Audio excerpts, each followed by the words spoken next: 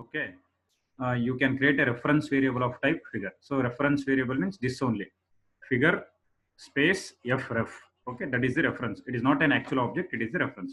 If you look at the first line in the main method, that is actual object, which is not possible. So they are telling invalid. For abstract classes, object we cannot create.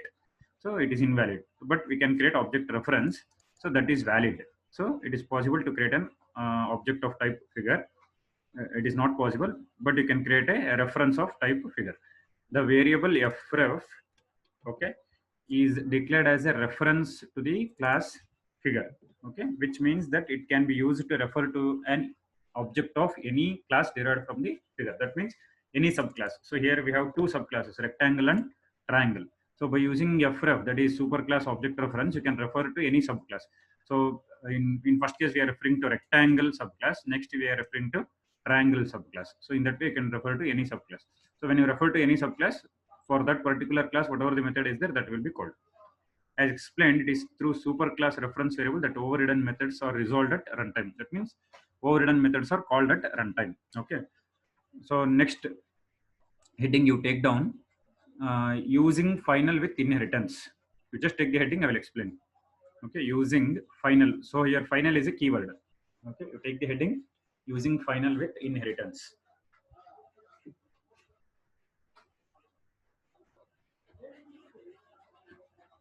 Okay, so listen, the keyword final has three uses. Okay, final is a keyword. It has three uses. First, it can be used to create the equivalent of named constant. So here the meaning of named constant is, so in C and C++ we will come across the one minute, named concept. Okay, so named constant is, suppose if I say int a equals to 10. Okay, so int a equals to 10 means the value of a is 10. Next line I can change it to 20, and next line I can change it to 30. Whatever the value I want, I can keep on changing the value. But once we write like this, like int a equals to 10, before the int keyword, if I say const is a keyword meaning constant. So if we say like this, then this value becomes constant. Okay, that means in the next line, if you write a equals to 20 or a equals to 30, you'll get an error. So it says you cannot change.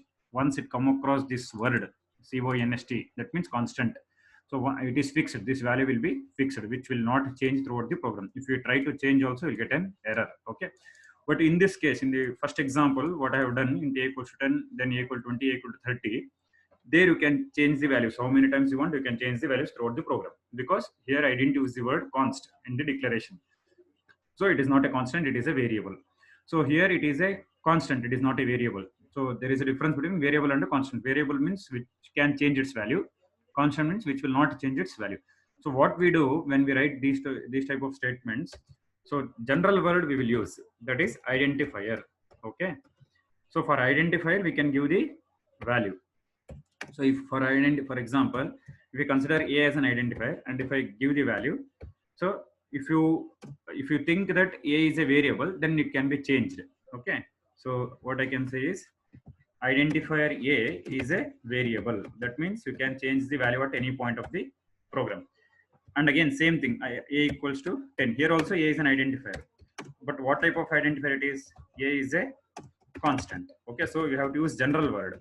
So identifier can be a variable, identifier can be a constant.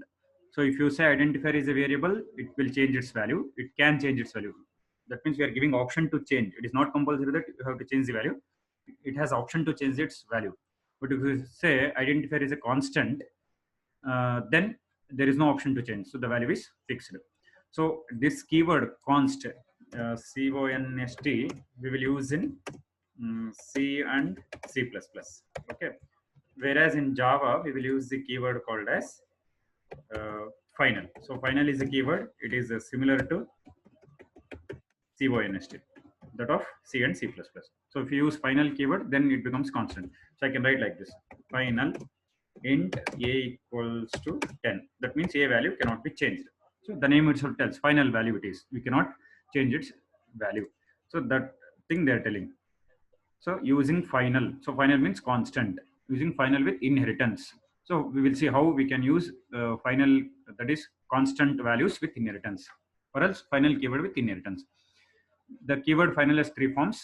First, it can be used to create equivalent of named constant. That means which I have showed in notepad. Final int a equals to t. So you can consider this line similar to named constant of C and C++. Similar to named constant means constant which will be having some name and value which will not change. Constant which will be having some name and value which will not change. Okay. The other two uses of final apply to inheritance. Using final to prevent overriding. So other two uses are here. So first one they are telling to prevent overriding. So we know what is method overriding. So method overriding means whatever the method defined in the superclass, that method implementation, or what we can say working or a code, we will change it. That is called method overriding. So if you look at the previous example, so area is the method present in superclass. Okay. So for that, code is not there. If code is there also, we can change it. Okay. If code is not there, we can write our own code. So two things are there. If code is there, we can change the code. If code is not there, we can write our own code. So if code is there, so this statement may become like this. This function may become like this. Then in that case, we have to remove this abstract keyword. So what we have to do is, so inside this, we can write the code. So if you write the code here also, we can change. That means in the previous example, it is there. See, uh, in this we have see double area for this code is there. So if you look at this code within opening brace and closing brace, code is there here. Working is there. That working we are changing in the rectangle class and triangle class. So if you look at the superclass area method, println area for figure is undefined, return 0. This is the code. But if you look at the rectangle area, inside area for rectangle, return dimension 1 into dimension 2. It is changed. Code is changed here. And if you look at the triangle class area method, here also code is changed. So inside area for a triangle, return dimension 1 into dimension 2 by 2. Here also code is changed. Okay. So if the code is there, we can change the code. If the code is not there, we can write our own code. So if the code is there, that is called method overriding. If the code is not there, that is called abstract method. For abstract method, we can write our own code. So here what we will do, the class is abstract. So here you make the method as abstract. So if you make the method as abstract, then you should not write any code. You have to stop at that first line only. You have to put the semicolon and the function is ended. Okay, you cannot proceed further. So that is called abstract method. So here no code.